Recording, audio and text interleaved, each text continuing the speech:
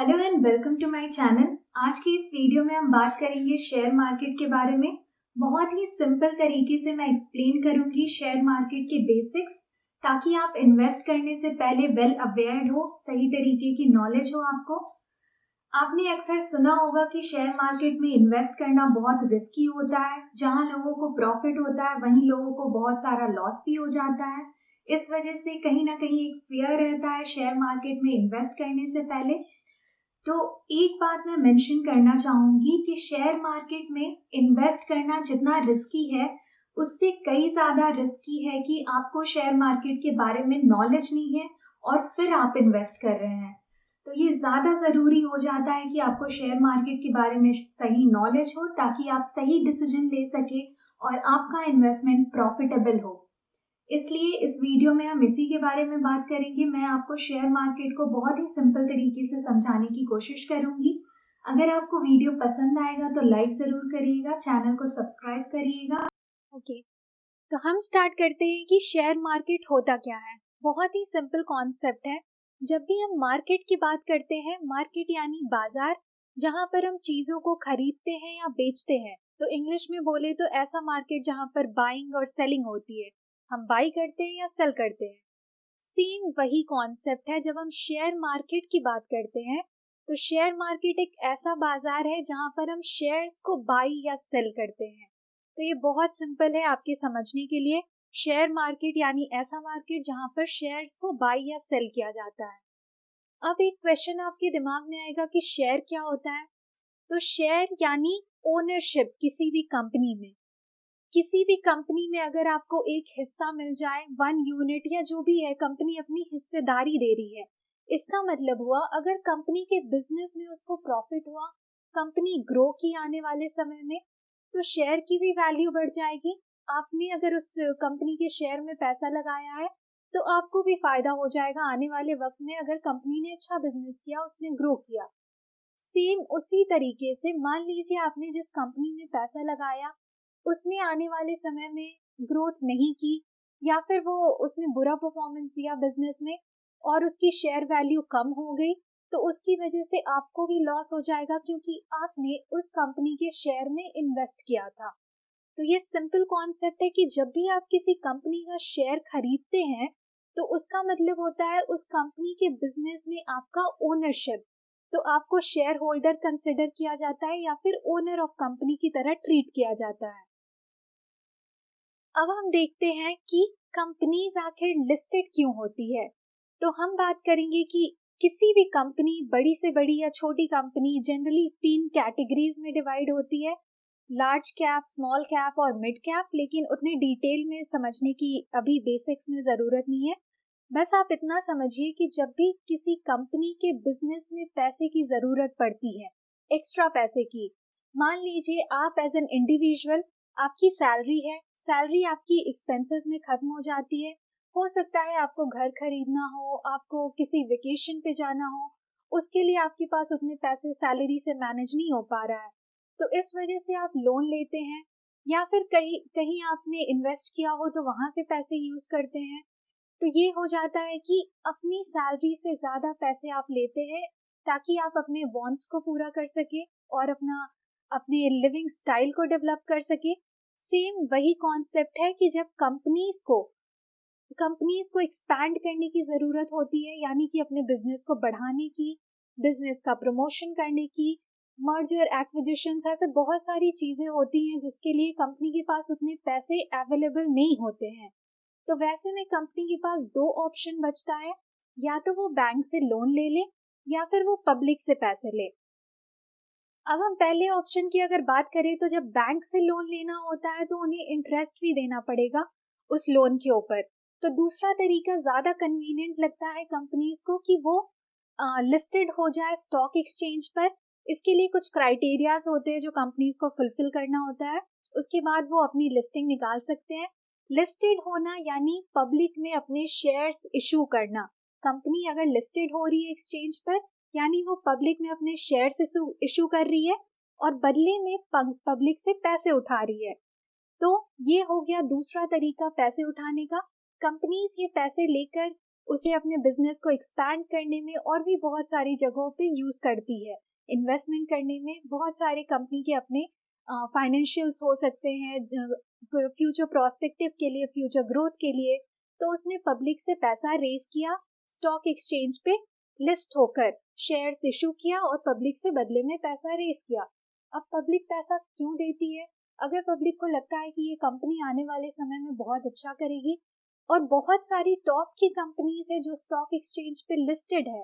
तो अगर हम आईटी सेक्टर की बात करें तो आपके दिमाग में जो टॉप की कंपनीज होगी, एल&टी हो गई, इन्फोसिस हो गई, विप्रो हो गई, ये सारी कंपनीज लिस्टेड है। बैंकिंग सेक्टर की बात करें तो आप लोगों का ज्यादातर ट्रस्ट होता है पब्लिक सेक्टर बैंक्स पे, तो स्टेट बैंक ऑफ इंडिया हो गई, पंजाब नेशनल बैंक हो गई, इसके अलावा और भी बैंक्स है, एचडीएफसी, आईसीआईसीआई, ऑलमोस्ट आपको बहुत सारी टॉप की कंपनीज लिस्टेड मिल जाएगी स्टॉक एक्सचेंज पर। हर सेक्टर में ये हो सकता है, हेल्थ केयर में सिप्ला है, सन फार्मा है, बहुत सारी कंपनीज है। तो आप डिसाइड कर सकते हैं कि कौन सी कंपनी आपको लगता है कि वैल्यूएबल है, फ्यूचर में अच्छा करेगी, उस पर आपका ट्रस्ट है, तो आप उसके शेयर में इन्वेस्ट कर सकते हैं। और जैसे जैसे उस कंपनी का बिजनेस डेवलप होगा, जैसे जैसे उसकी शेयर की वैल्यू बढ़ेगी, वैसे ही आपने जो पैसे लगाए हैं उसकी वैल्यू भी बढ़ जाएगी। और एक बार जब आपकी पैसे की वैल्यू बढ़ गई, तब आप उस शेयर को सेल कर सकते हैं, और सेल कर कर वापस पैसा आपके अकाउंट में आ जाएगा प्रॉफिट के साथ। तो ये सिंपल सा कॉन्सेप्ट है। आप बाई करते हैं जब कंपनी की शेयर प्राइस कम हो, और आप सेल करते हैं जब शेयर प्राइस ज्यादा हो जाए। तो इस वजह से बीच में जो भी डिफरेंस आया वो आपका प्रॉफिट हो जाता है। अब बहुत लोगों को लगता है ये रिस्की है, रेगुलेटेड नहीं है, तो ये पूरी तरह से रेगुलेटेड है। शेयर मार्केट में आपका पैसा लगाना पूरी तरह से विश्वसनीय है, रेगुलेटेड है। सेबी इसको रेगुलेट करती है, जो कि securities and exchange board of India है। ये पूरी कैपिटल मार्केट को रेगुलेट करती है। कैपिटल मार्केट का ही पार्ट है शेयर मार्केट भी। तो शेयर मार्केट भी पूरी तरह से सेबी द्वारा रेगुलेटेड है। तो कोई फ्रॉड नहीं हो सकता, कोई चीटिंग नहीं हो सकती। आपको केयरफुल रहने की जरूरत है, अपने पैसे सही से इन्वेस्ट करिए। बाकी आपको किसी भी तरीके की कोई फियर का सोचना नहीं पड़ेगा। अगर आपने पैसे इन्वेस्ट किए हैं, आपको उस कंपनी ने अच्छा बिजनेस किया, प्रॉफिट मिला, तो वो पैसे आपके अकाउंट में आ जाएंगे। तो ये इजी होता है, रेगुलेटेड है कैपिटल मार्केट पूरी तरह से।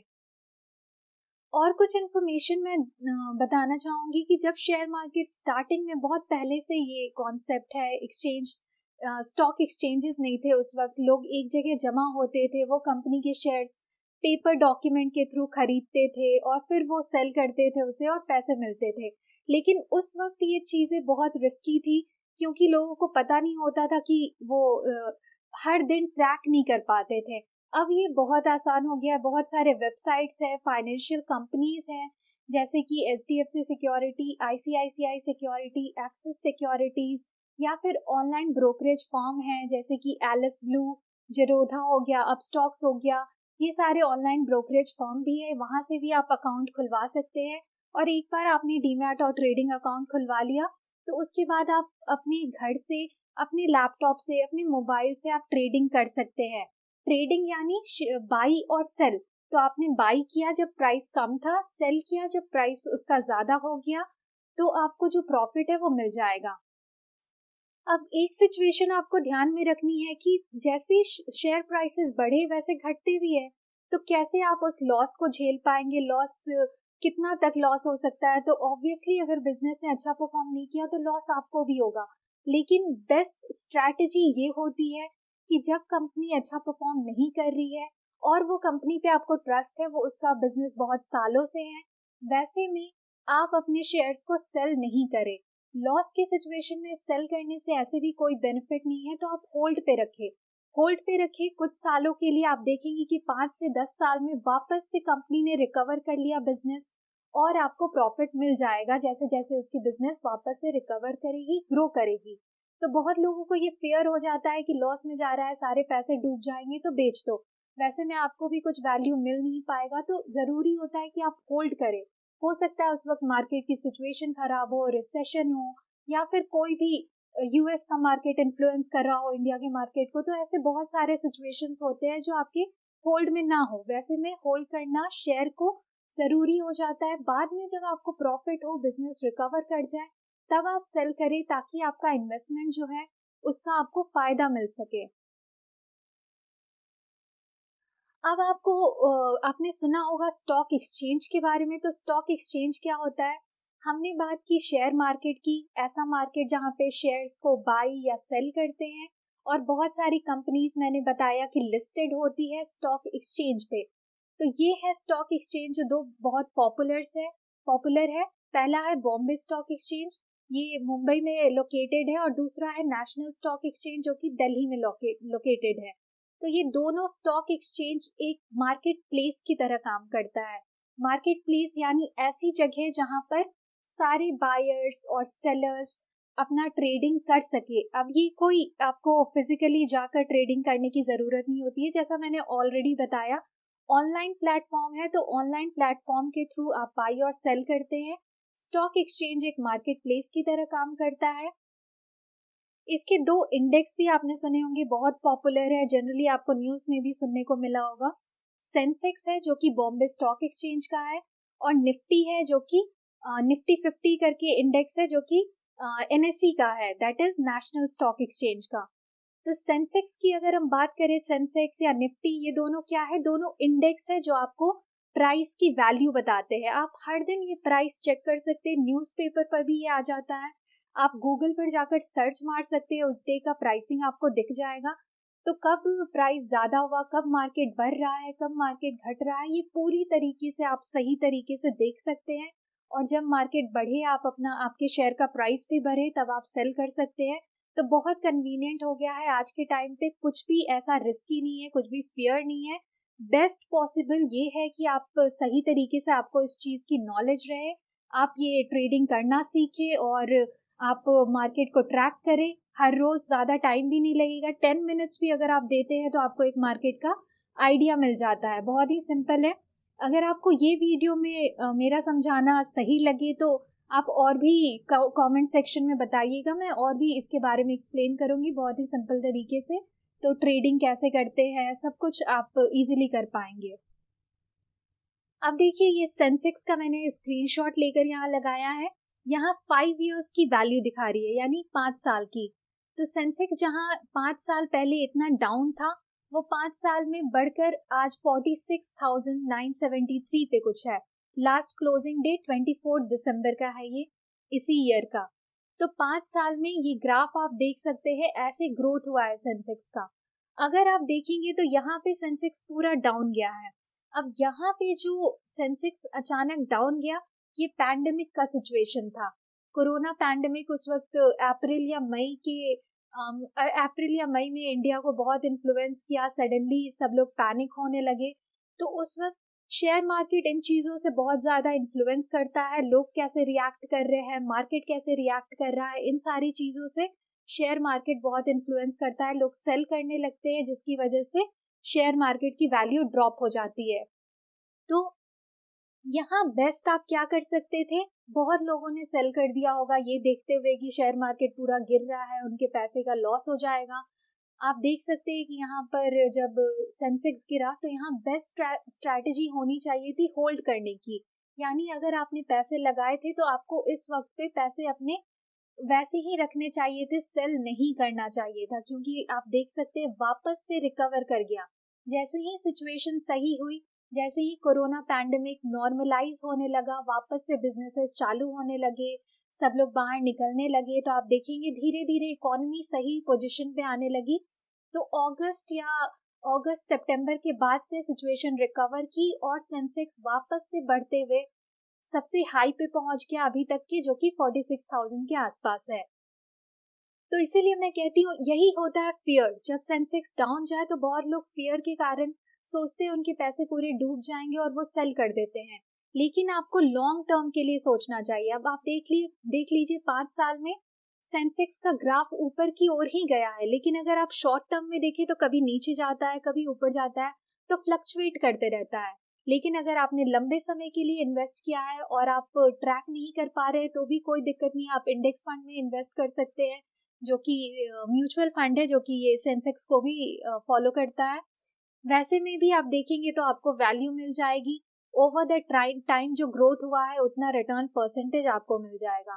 तो बेस्ट स्ट्रैटेजी यही होती है कि जब आप किसी कंपनी के शेयर में इन्वेस्ट करें या फिर आपने एक किसी भी कंपनी के शेयर में इन्वेस्ट किया है और मार्केट लो जा रहा है तो उस वक्त आप होल्ड करें, मार्केट के बढ़ने का वेट करें, अपनी कंपनी के शेयर प्राइस को जरूर देखें क्योंकि कंपनी के शेयर प्राइस पे ही आपको प्रॉफिट मिलेगा जिस कंपनी में आपने इन्वेस्ट कर रखा है। तो उसका शेयर प्राइस जब बढ़ जाए आपके कॉस्ट से, यानी जितना आपने पैसा लगाया था उसकी वैल्यू बढ़ गई, तब जाकर आपको सेल करना चाहिए। जब नीचे जा रही है वैल्यू तब आप होल्ड करें, पैनिक होकर बेचे नहीं, क्योंकि पैनिक होकर बेचने पर ही लॉस होता है। अगर आप बेचेंगे नहीं, होल्ड पे रखेंगे तो हो सकता है आने वाले टाइम पे वापस से कंपनी अच्छा करने लगे, बिजनेस अच्छा करने लगे, मार्केट रिकवर हो जाए और तब आप सेल करें तो आपको प्रॉफिट होगा। मैं ये बार बार रिपीट कर रही हूँ क्योंकि ये मिस्टेक बहुत लोग करते हैं जब वो स्टार्ट करते हैं इन्वेस्ट करना। तो ये ग्राफ मैंने इसीलिए दिखाया कि over the period of time Sensex कैसे ग्रो किया है। निफ्टी की भी अगर हम बात करें तो इसका भी 5 इयर्स का ये ग्राफ है। आप देख सकते हैं निफ्टी भी कैसे ग्रो की है। दोनों ही स्टॉक एक्सचेंज है, दोनों पे ही बहुत सारी कंपनीज लिस्टेड है, अच्छी कंपनीज लिस्टेड है। तो आप दोनों सेंसेक्स हो निफ्टी हो, आप देख सकते हैं किस कंपनी में आपको इन्वेस्ट करना है और आप इन्वेस्ट कर सकते हैं। अच्छा, एक और इन्फॉर्मेशन मैं देना चाहूंगी कि ये जो आप प्राइस देखते हैं 46,000, ये एक्चुअली है क्या। तो जब सेंसेक्स स्टार्ट हुई थी बैक आई थिंक इन 1979, तो उस वक्त जो वैल्यू रखी गई थी वो 100 रुपए थी, उसे हम बेस वैल्यू कहते थे। उस वक्त कुछ कंपनीज वैसी ही जो अलग अलग सेक्टर की टॉप की कंपनीज थी वो लिस्टेड थी सेंसेक्स पे। उसका index total price valuation calculate करके इंडेक्स पे शो किया जाता था और उसकी वैल्यू कुछ 100 रुपए थी जब स्टार्ट हुआ था ये सेंसेक्स। बढ़ते बढ़ते वैल्यू 46,000 तक आज हो गई है। और ऐसा इसलिए है कि जितना ज्यादा ट्रेडिंग होता है, लोग बाई करते हैं, सेल करते हैं, कंपनीज जो लिस्टेड है वो जितना अच्छा बिजनेस परफॉर्म करती है उन सब से डिटरमाइन होता है। मार्केट जैसे जैसे बढ़ता है, इकोनॉमी जैसे बूस्ट होती है, तो आपको उन सब चीजों का फायदा मिल जाता है। अब आपने जो पैसे एक जगह रखे हुए हैं, मान लीजिए आज से 20 साल पहले भी अगर आपने 10,000 बचा के रखे थे तो वो 10,000 की वैल्यू आज भी 10,000 ही रहेगी।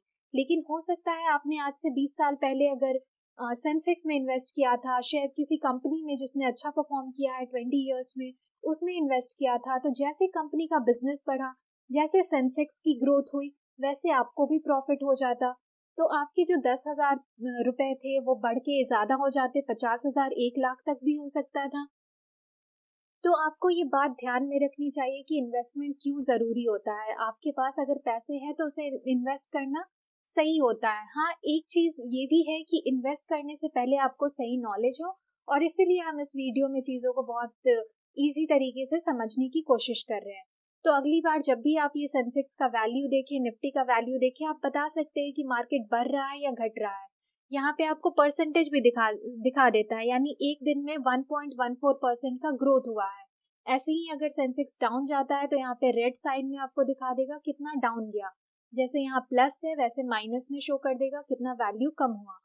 तो ये जो फ्लक्चुएशंस होते हैं ये शॉर्ट टर्म होते हैं। अगर लॉन्ग टर्म में आप देखें तो वो वैल्यू जो चार्ट होता है वो ऊपर की तरफ जाता है और इसलिए इन्वेस्टमेंट की वैल्यू भी आपकी बढ़ जाएगी। अब हम बात करते हैं कि अगर आपको शेयर में इन्वेस्ट करना है तो आप कैसे कर सकते हैं। मैंने कुछ कंपनीज के नाम बताए थे आपको, फाइनेंशियल कंपनीज के, जैसे कि HDFC security, ICICI, Axis securities, बहुत सारी है। SBI की भी है, SBI cap securities. Online brokerage firms का मैंने बताया, एलिस ब्लू है, अपस्टॉक्स है, ज़ेरोधा है। अगर एलिस ब्लू से आप ट्रेडिंग स्टार्ट करना चाहते हैं तो मैं अपने डिस्क्रिप्शन में लिंक दे रही हूँ, वहां से आप अपना डीमैट और ट्रेडिंग अकाउंट खोल सकते हैं और आप अपनी इन्वेस्टमेंट की जर्नी स्टार्ट कर सकते हैं एलिस ब्लू के थ्रू। वो भी एक ऑनलाइन ब्रोकरेज फर्म है। ये सारी फाइनेंशियल कंपनीज, ब्रोकरेज फर्म, ये सब सेबी द्वारा रेगुलेटेड होते हैं, तो किसी तरीके का कोई रिस्क नहीं है आपको। बस आप कन्वीनियंट देखें कि जब भी आप ट्रेड कर रहे हैं तो उनकी वेबसाइट सही हो, आप सही तरीके से बाई कर पाए, सेल कर पाए, और ये सारी चीजें कन्वीनियंट होनी चाहिए। अब हम बात कर रहे थे कि अगर आपको शेयर मार्केट में इन्वेस्ट करना होता है तो उसके लिए आपको चाहिए होता है डीमैट अकाउंट और ट्रेडिंग अकाउंट। तो डीमैट या ट्रेडिंग अकाउंट ये आप जो भी मैंने अभी नाम लिए किसी भी फाइनेंशियल कंपनी या ब्रोकरेज फर्म से आप खुलवा सकते हैं। इसके लिए आपको कुछ डॉक्यूमेंट्स लगेंगे, जैसे कि आपके बैंक अकाउंट के लास्ट 6 मंथ्स के स्टेटमेंट लगेगा। उसके अलावा आपकी आईडी प्रूफ मांगेंगे ये लोग। ऐसे कुछ डॉक्यूमेंट्स जो जनरली किसी भी बैंक में अकाउंट खुलवाने के लिए ज़रूरी होता है, सेम वे वैसे ही यहाँ पे डीमैट या ट्रेडिंग अकाउंट खुलवाने के लिए भी आपको कुछ डॉक्यूमेंट्स देने होंगे और उसके बाद आपका ये डीमैट और ट्रेडिंग अकाउंट खुल जाएगा। अब सिंपल तरीके से मैं आपको ये भी बता दूं, पहले के टाइम में जब शेयर मार्केट की शुरुआत ही हुई थी तब लोगों के पास पेपर फॉर्म में शेयर्स होते थे, लेकिन आज ये इलेक्ट्रॉनिक फॉर्म में हो गया है। यानी आप जो भी शेयर्स खरीदते हैं वो आपके डीमैट अकाउंट में स्टोर रहेगा। तो मान लीजिए आपने 10 शेयर खरीदा SBI का, तो वो आपकी डीमैट अकाउंट में शो करेगा कि आपके पास 10 यूनिट्स SBI के हैं, उसकी वैल्यू इतनी है।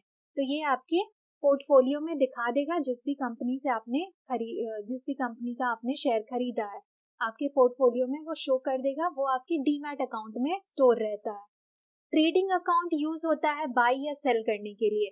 तो जब भी आप ट्रांजेक्शन करेंगे, मान लीजिए आज मार्केट लो है, आप सोच रहे हैं बाय करने का, तो आप बाय कर सकते हैं, आपको ऑप्शन मिल जाएगा।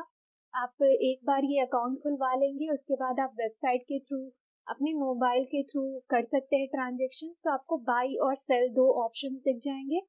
तो उसी को हम ट्रेडिंग कहते हैं। आपने खरीदा या बेचा, उसे हम शेयर मार्केट के लैंग्वेज में ट्रेडिंग कहते हैं। तो ट्रेडिंग अकाउंट इसीलिए ज़रूरी होता है ट्रांजेक्शन्स करने के लिए। जब आपको लगा कि प्राइस लो है, मार्केट लो है, तब आपने खरीद लिया। जब आपको लगा कि आपकी शेयर की वैल्यू बढ़ गई है तो आप इजीली सेल कर पाए, तो उसके लिए ट्रेडिंग अकाउंट चाहिए होता है। आपके शेयर्स सही तरीके से इलेक्ट्रॉनिक फॉर्म में स्टोर रहे, उसके लिए डीमैट अकाउंट। और ये दोनों ही चीज़ें आपको एक साथ खुल जाती है। आप किसी भी फाइनेंशियल कंपनी या ब्रोकरेज फॉर्म से खुलवा सकते हैं। जो भी डॉक्यूमेंट्स मैंने बताए वो आपको ज़रूरत पड़ेगी, बैंक अकाउंट स्टेटमेंट की, अपनी आईडी की, ऐसी कुछ डॉक्यूमेंट्स की आपको ज़रूरत पड़ेगी और आपका ये अकाउंट खुल जाएगा। उसके बाद आप अपनी शेयर इन्वेस्टमेंट की जर्नी स्टार्ट कर सकते हैं। तो ये बहुत ही सिंपल तरीके से मैंने समझाने की कोशिश की आपको कि शेयर मार्केट का बेसिक्स होता क्या है। अब अगर आपको ये वीडियो पसंद आएगा तो आप कमेंट सेक्शन में बता सकते हैं मुझे। इससे रिलेटेड मैं और वीडियोस बनाऊंगी। अगर इस पे आपको ज़्यादा पसंद आया, आपके व्यूज़ आए, लाइक्स आए, तो मैं इस टॉपिक पे और वीडियोस बनाऊंगी और इजी तरीके से आपको समझाने की कोशिश करूंगी कि कैसे आपका शेयर मार्केट में आपको ज़्यादा से ज़्यादा प्रॉफिट हो और लॉस ना हो, या फिर उस लॉस को कम करने की हम कोशिश करें। स्ट्रैटेजी हम बात करेंगे, कैसे आप होल्ड कर सकते हैं, कैसे आप इन्वेस्ट करना शुरू करें। तो ये सारी चीज़ें हम उस बारे में बात करेंगे। Thank you for watching. Please channel को सब्सक्राइब करिए, ज़्यादा से ज़्यादा लोगों के साथ शेयर करिए ताकि ये चैनल ग्रो कर सके और ऐसे यूज़फुल वीडियोस आप तक पहुंच सके। Thank you so much.